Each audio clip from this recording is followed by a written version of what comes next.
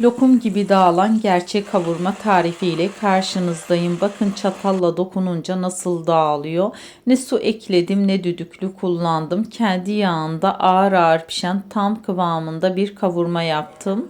Uygun bir tencerenin içerisine yaklaşık 350 gram iç yağımızı alıp kontrollü bir şekilde eriterek başlayalım.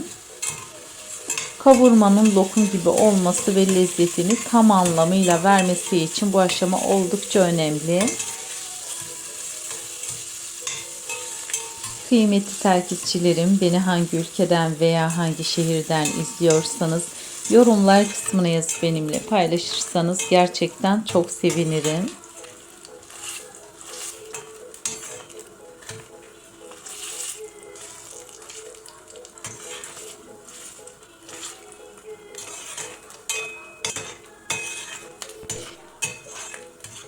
İç yağlarımız tamamen eriyip rengini verdikten sonra içerisindeki kıkırdakları dikkatlice alalım. Eğer iç yağı kullanmak istemezseniz dilerseniz tereyağı veya sade sıvı yağ da tercih edebilirsiniz.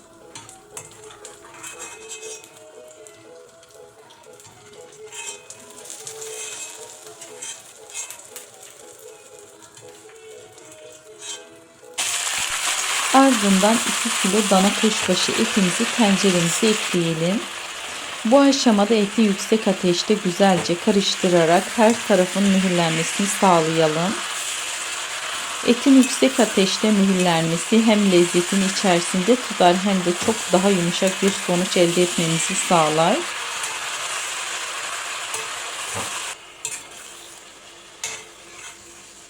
Etler kısa süre sonra kendi suyunu salmaya başlayacaktır. İşte kavurmanın en önemli püf noktalarından biri de burada devreye giriyor. Kesinlikle dışarıda su eklemiyoruz. Et kendi suyunda ağır ağır piştikçe çok daha lezzetli ve lokum gibi bir kıvam alacaktır. Gördüğünüz gibi kendi suyunu salmaya başladı. Ardından kapağını kapatıp kısık ateşte ara ara karıştırarak kontrollü bir şekilde pişirmeye devam edelim. Etin cinsine göre pişme süresi değişebilir. Bazı etler hızlı yumuşarken bazıları birazcık daha zaman isteyebilir. Eğer etiniz hala sert kalıyorsa kesinlikle dışarıdan su eklemeyin. Bunun yerine kısık ateşte biraz daha sabırla kendi suyunda pişmesine izin verin. Çünkü dışarıda eklenen su kavurmanın lezzetini ve kıvamını ciddi şekilde bozabilir. Zamanla et kendi suyunu çekip yumuşadıkça lokum gibi bir kıvama gelecektir.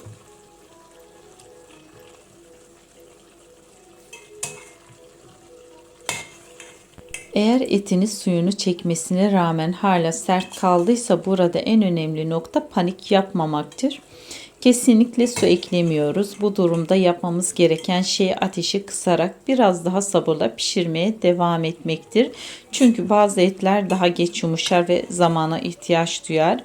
Kısık ateşte kendi yağıyla birlikte ağır ağır pişen et zamanla yumuşar ve lokum gibi bir kıvam alır. Hemen şöyle bir tanesini deniyorum. Gerçekten de çok güzel bir şekilde pişmiş. Etimiz istediğimiz yumuşaklığa geldikten sonra tencerede kalan az miktardaki suyu tamamen çektiriyoruz. Bu aşamada kapağı açık bırakıyoruz ki buharlaşma kontrolü bir şekilde gerçekleşsin. Artık son dokunuş aşamasına geçiyoruz. Damak zevkinize göre tuzumuzu ekleyelim. Ardından çok az miktarda sıvı yağ ilavesi yapalım. Buradaki püf nokta sıvı yağın etin dokusunu yumuşatması ve kavurmaya parlak, ipeksi bir kıvam kazandırması. Yağımızı ekledikten sonra etle birlikte 1-2 dakika yüksek ateşte çevirelim ve lezzetin tamamen bütünleşmesini sağlayalım.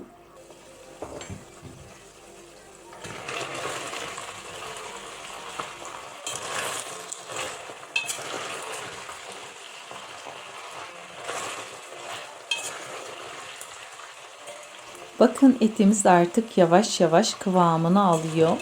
kendi yağıyla, kendi suyuyla ağır ağır pişiyor. İşte kavurmanın en güzel aşaması burası. Gerçekten de muhteşem oldu. İnanın mutfağı o kadar güzel koku sarmış ki bu kokuyu hissetmenizi çok isterdim.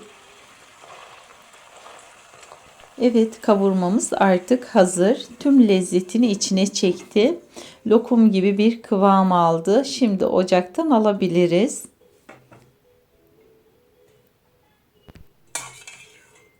Ben sizlere şöyle yakın çekimle de göstermek istiyorum. Gerçekten de muhteşem oldu. Şu dokuya bakın, tam olması gerektiği gibi lokum kıvamında. Artık servis tabağımıza alabiliriz.